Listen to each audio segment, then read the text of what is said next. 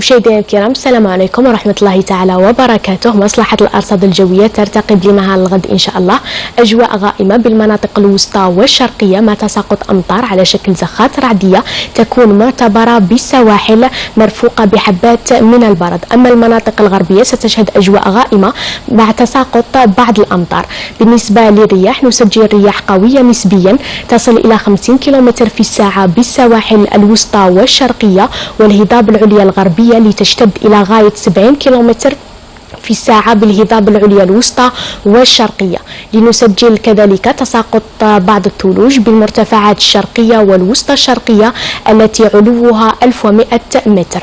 أما بالنسبة للمناطق الجنوبية ستشهد أجواء غائمة بالجنوب الغربي شمال الصحراء منطقة الواحات إلى غاية الجنوب الشرقي والصحراء الوسطى مع تساقط أمطار على شكل زخات رعدية تكون أحيانا مرفوقة بحبات من البرد. أما بالنسبة للمناطق الأخرى ستشهد أجواء صافية على العموم. للإشارة رياح قوية نسبيا تصل إلى 50 كم في الساعة بشمال الصحراء ومنطقة الواحات لتشتد إلى غاية 70 كم في الساعة بأقصى الجنوب ومنطقة الهجار والتصيلي. أما عن درجة الحرارة الدنيا لليلة اليوم إن شاء الله نسجل درجتين تحت الصفر بالبيض، درجة واحدة تحت الصفر بكل من تيالت والجلفة، درجة واحدة بسطيف قسنطينة، درجتين بباتنا، 4 درجات بتيزي وزو وكذلك تلمسان، 5 درجات ببشار، 6 درجات بغرداية، 7 درجات بكل من أدرار وتمنراس، 8 درجات أقول بإن صالح لترتفع أقصى الجنوب ب19 درجة.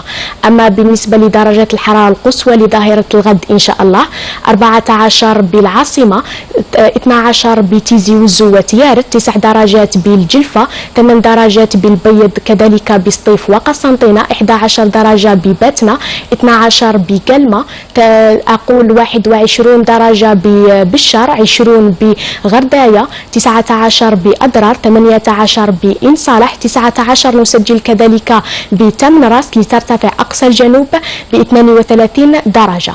للملاحة والصيد البحري مصلحة الأرصاد الجوية ترتقب بحر قليل اضطراب بالسواحل الغربية وكثير اضطراب بالسواحل الوسطى والشرقية، رياح قوية تصل إلى 50 كم في الساعة بالسواحل الوسطى وتشتد إلى غاية 60 كم في الساعة بالسواحل الشرقية. أما عن توقيت شروق الشمس بالعاصمة وضواحيها سيكون على الساعة 6:36 دقيقة، أما الغروب على الساعة 7:09 دقائق. نصل لنهاية النشرة الجوية لنهار اليوم. شكرا على حسن المتابعة، إلى اللقاء.